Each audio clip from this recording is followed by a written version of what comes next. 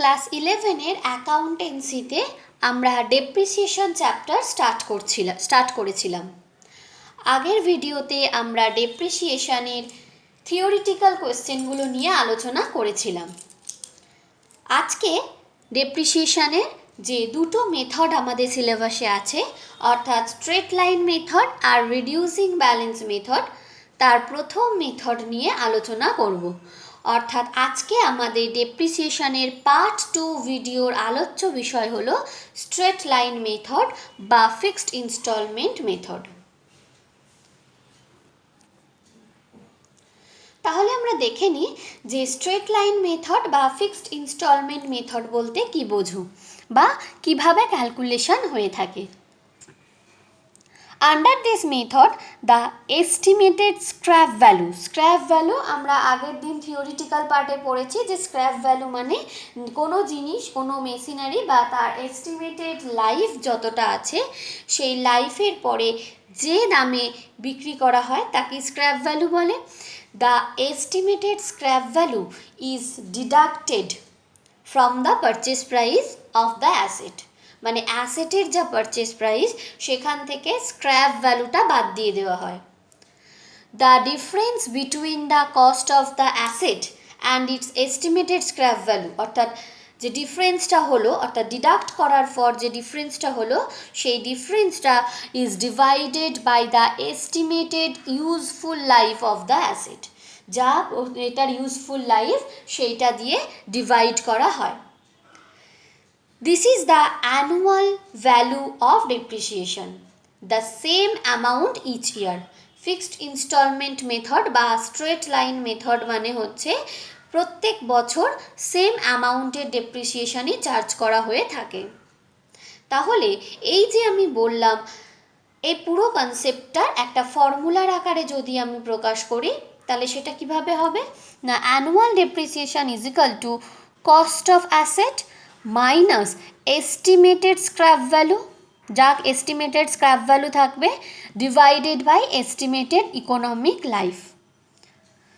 তাহলে এটা হচ্ছে স্ট্রেট লাইন মেথডে ডেপ্রিসিয়েশন ক্যালকুলেট করার formula, cost of asset minus estimated scrap value divided by estimated economic life. এবার এই যে কস্ট অফ অ্যাসেট সেটা আমি কিন্তু শুধুমাত্র পারচেস প্রাইস নয়, এর সাথে অন্যান্য ইনস্টলেশন কস্ট, ক্যারিং কস্ট, যাবতীয় কস্ট একসাথে যোগ করে অ্যাসেটের কস্ট ক্যালকুলেট করতে হয়। অর্থাৎ কস্ট অফ অ্যাসেট মানে শুধুমাত্র অ্যাসেটটার পারচেস প্রাইস নয়। তাহলে এইভাবে আমরা ডেপ্রিসিয়েশন ক্যালকুলেট করি। একটা এক্সাম্পলের সাহায্যে দেখে নিই। A business unit purchases a new machine at a cost of rupees 1,75,000 on 1/1/2019. It expects the machine to last for 5 years. It also estimates that at the end of the 5 years the machine will be worth rupees 25,000. তাহলে সেই ক্ষেত্রে annual ডেপ্রিসিয়েশনটা কী হবে, 1,75,000, তার থেকে আমরা scrap value বাদ দেবো 25,000 আর divide করব তার এস্টিমেটেড লাইফ দিয়ে, মানে ডিভাইডেড বাই 5। তাহলে 1,75,000 মাইনাস 25,000 মানে 1,50,000 ডিভাইডেড বাই 5 মানে 10,000।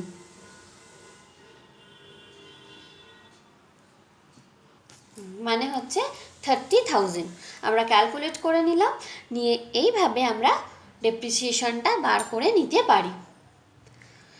তাহলে স্ট্রেট লাইন মেথডটা আমরা কনসেপ্টটা বুঝে নিলাম, এরপর একটা প্রবলেমের মাধ্যমে আমরা স্ট্রেট লাইন মেথডটা ভালো করে দেখে নেব। তাহলে আমরা একটা ফিক্সড ইনস্টলমেন্ট মেথডের প্রবলেম দেখে নিই।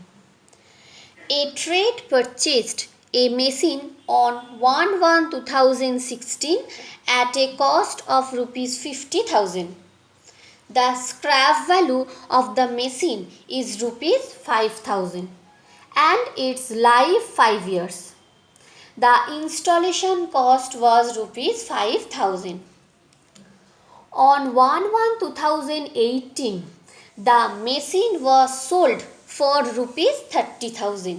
মানে যে মেশিনটা 1/16 টাকায় কিনেছিল সেই মেশিনটাই 1/18 30,000 টাকায় সেল করে দিল। And on the same day another machine was purchased at a cost of ₹25,000. The scrap value of new machine is ₹3,000 and its life is to be 10 years. The installation cost of new machine was ₹1,000. কি calculate করতে বলেছে?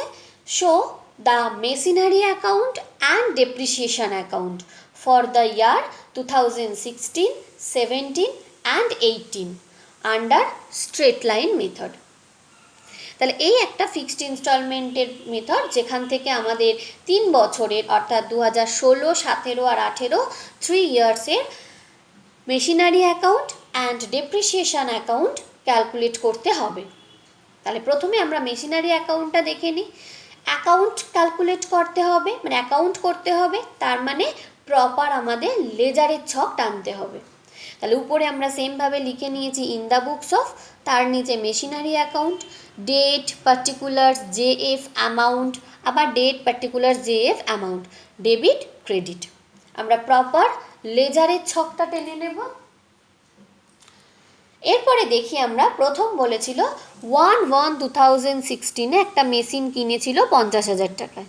তাহলে আমরা 1/1/2016 দিয়েছি to cash account, purchase price 50,000, অর্থাৎ যেটা দামে কিনেছিল পারচেস প্রাইস 50,000, এবং 50,000-এর সাথে অবশ্যই তার ইনস্টলেশন চার্জটাও আসবে।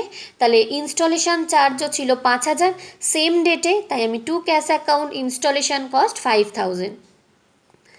এরপরে আমাদের 2016-এর ডেপ্রিসিয়েশন, অর্থাৎ লাস্ট ডেটে 31/12/2016 সেই ডেটে আমরা ডেপ্রিসিয়েশন ক্যালকুলেট করব বাই ডেপ্রিসিয়েশন অ্যাকাউন্ট বলে।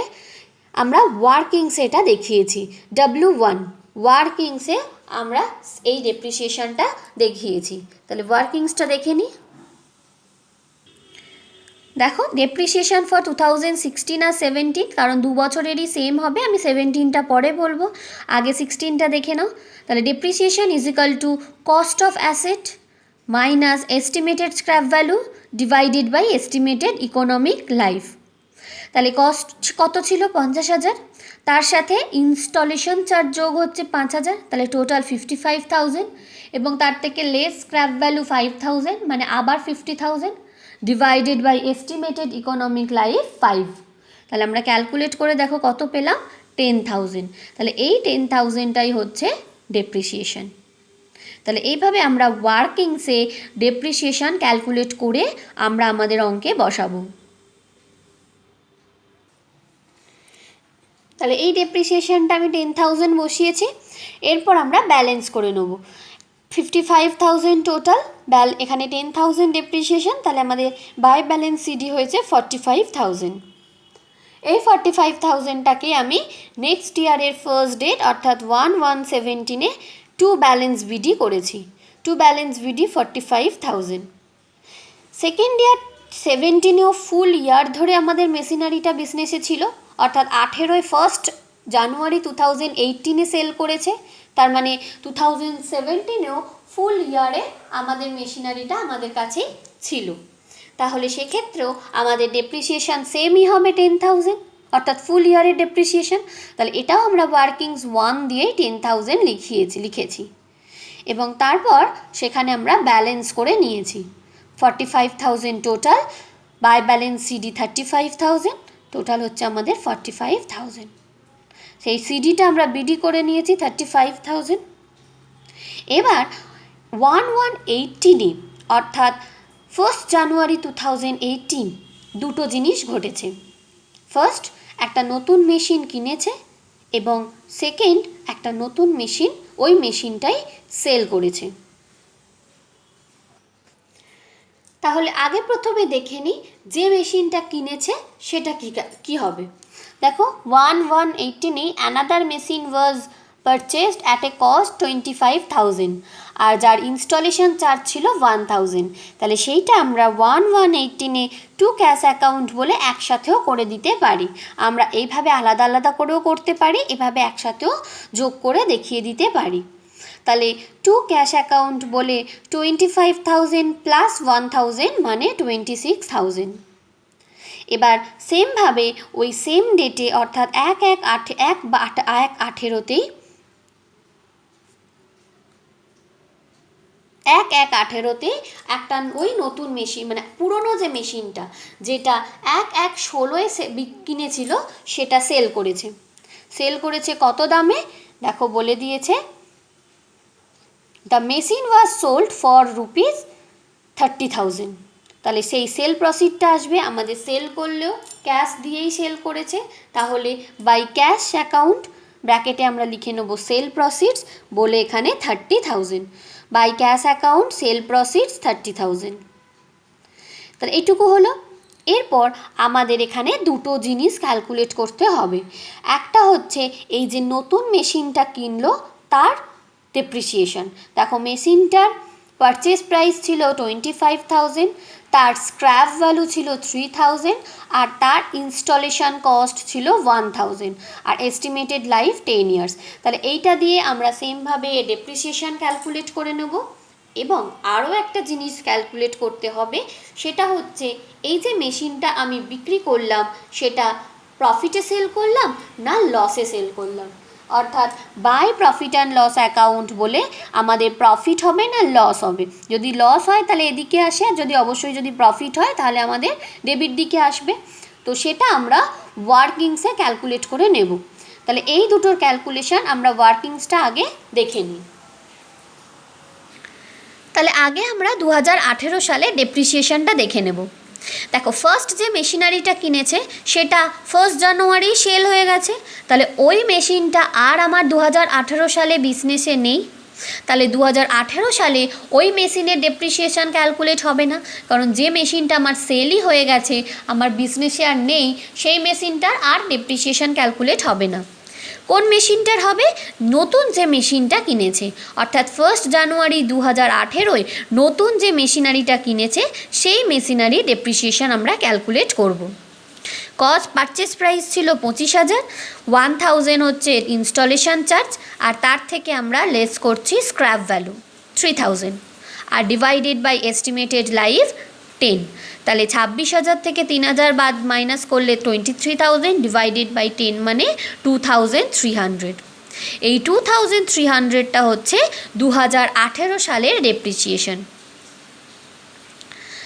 আর আমরা প্রফিট ক্যালকুলেট করেছি কিভাবে না অন 1/1/18 অর্থাৎ 18 সালে জিনিসটা বিক্রি হয়েছে, যে ডেটে জিনিসটা বিক্রি হয়েছে সেই ডেটে ওই জিনিসটার ভ্যালু কত ছিল, অর্থাৎ তার ওই জিনিসটার ডেপ্রিসিয়েবল ভ্যালু অর্থাৎ ডেপ্রিসিয়েশন বাদ দিয়ে আগের বছরের ডেপ্রিসিয়েশনগুলো বাদ দিয়ে তার ভ্যালু ছিল 35,000।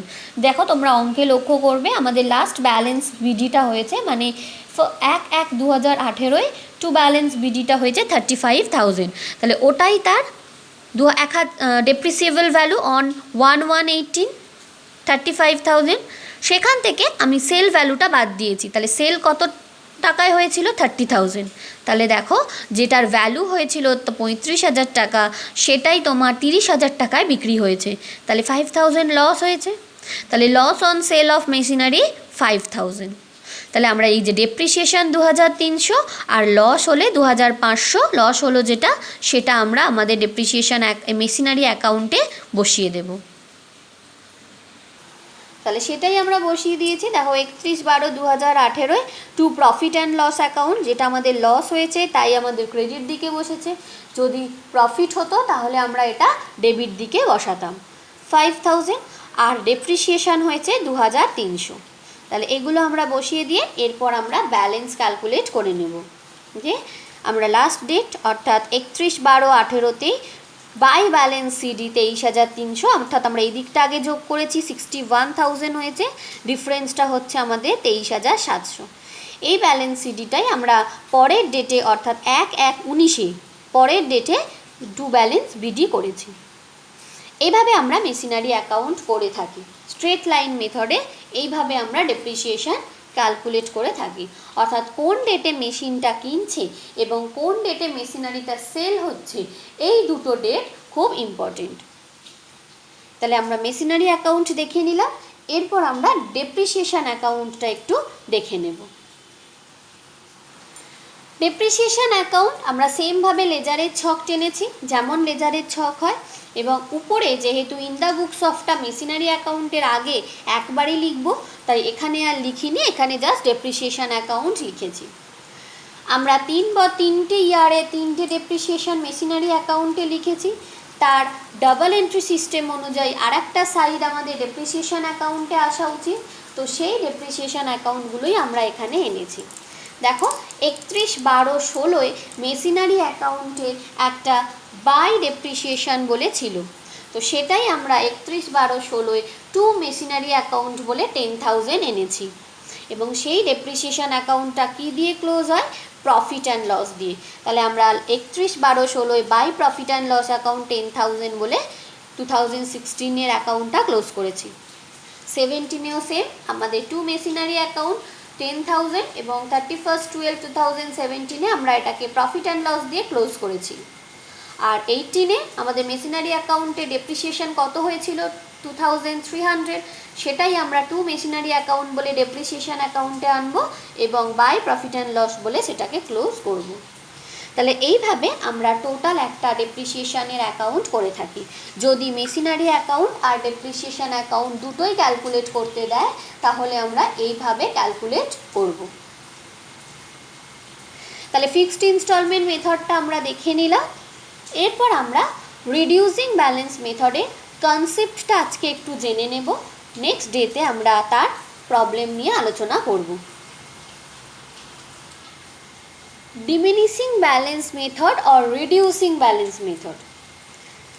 Under this method, a fixed rate is charged as depreciation every year. মানে একটা ফিক্সড রেট, মানে 10%, 20%, এইভাবে একটা ফিক্সড রেট এভরি ইয়ারের জন্য ডিসাইড করা থাকে।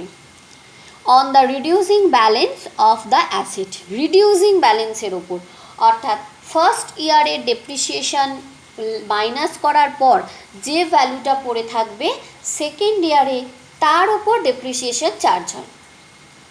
একদম পারচেস প্রাইসের ওপর প্রত্যেক বছর চার্জ হয় না, যেটা আমরা স্ট্রেট লাইন মেথডে দেখলাম যে পারচেস প্রাইসের ওপরই আমাদের, বা কস্ট অফ দ্য অ্যাসেটের যে কস্ট তার ওপরই আমাদের প্রত্যেক বছরের ডেপ্রিসিয়েশন চার্জ হয়। এখানে ডিমিনিশিং ব্যালেন্স মেথডে ডেপ্রিসিয়েশন লেস করার পর যে বাকি ভ্যালু থাকে তার উপর সেকেন্ড ইয়ারে ডেপ্রিসিয়েশন চার্জ হয়। Therefore, the amount of depreciation charged every year decreases over the life of the asset. মানে প্রত্যেক বছর ডেপ্রিসিয়েশনের পরিমাণ কমতে থাকে। This method should be used, এই মেথডটা কোন ক্ষেত্রে উপযোগী? For fixed assets which tend to lose value in early years than later years. পরের বছরের থেকে প্রথম বছরে ভ্যালু কমতে থাকে, সেই ক্ষেত্রে আমাদের রিডিউসিং ব্যালেন্স মেথডটা কার্যকরী হয়। একটা ছোট এক্সাম্পল দিয়ে বুঝে নিই। On 1/1/18 the cost of machine হচ্ছে 1 লাখ, আর রেট অফ ডেপ্রিসিয়েশনটা বলে দিয়েছে 10%। তাহলে কস্ট অফ দ্য মেশিন কত? 1 লাখ। আমাদের লাস্ট ডেটে অর্থাৎ 31/12/2018 1 লাখের 10%, তাহলে ডেপ্রিসিয়েশন হচ্ছে 10,000। তাহলে 2019 ফার্স্ট ডেটে তার ভ্যালু কত রয়েছে? 90,000, অর্থাৎ 10,000 ডেপ্রিসিয়েশন আমি বাদ দিয়েছি, দিয়ে আমার 90,000 ভ্যালু রইল। যখন আমরা 2019 ডেপ্রিসিয়েশন চার্জ করব, অর্থাৎ 2019 পরের ইয়ারে ডেপ্রিসিয়েশন চার্জ করব, তখন কিন্তু আর 1 লাখের ওপর ডেপ্রিসিয়েশন হবে না। কার ওপর হবে? যে রিডিউসিং যে ব্যালেন্সটা রয়েছে, অর্থাৎ ডেপ্রিসিয়েশন চার্জ করার পর যে ব্যালেন্সটা আমাদের পড়ে রয়েছে তার ওপর, অর্থাৎ 90,000-এ 10%, অর্থাৎ সেকেন্ড ইয়ারে আমাদের ডেপ্রিসিয়েশন হচ্ছে 9,000।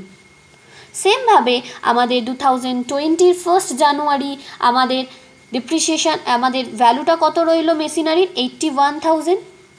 তাহলে 2020-তে যখন আমরা লাস্ট ডেটে 31/12/2020-তে যখন আমরা ডেপ্রিসিয়েশন চার্জ করব, যদি কোনো সেল না হয়ে যায় বা অন্য কোনো কিছু না ঘটে, তাহলে আমরা এই 81,000-এর 10%, অর্থাৎ 8,100 ডেপ্রিসিয়েশন চার্জ হবে। এইভাবে প্রত্যেক বছর আমাদের যে ভ্যালুটা কমছে, অর্থাৎ ডেপ্রিসিয়েশন বাদ দেওয়ার পর মেশিনারির যে ভ্যালুটা থাকছে তার ওপর ডেপ্রিসিয়েশন চার্জ হবে। তো তার ফলে দেখো ডেপ্রিসিয়েশনের পরিমাণ ক্রমশ ডিক্রিজ করছে। ফার্স্ট ইয়ারে ডেপ্রিসিয়েশন 10,000, সেকেন্ড ইয়ারে 9,000, তারপরের বছর 8,100। তাহলে এইভাবে ডেপ্রিসিয়েশনের পরিমাণ ক্রমশ কমছে, যেটা আমরা পড়লাম। Therefore the amount of depreciation charged every year decreases over the life of the asset. তার পুরো লাইফে তার ডেপ্রিসিয়েশনের পরিমাণ ক্রমশ কমতে থাকবে। এইভাবে আমরা যখন ক্যালকুলেট করি, এই মেথডটা হচ্ছে ডিমিনিশিং ব্যালেন্স মেথড বা রিডিউসিং ব্যালেন্স মেথড।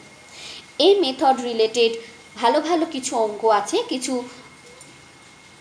কম্প্যাক্ট অঙ্ক আছে, যেগুলো আমরা নেক্সট ভিডিওতে আলোচনা করে নেব।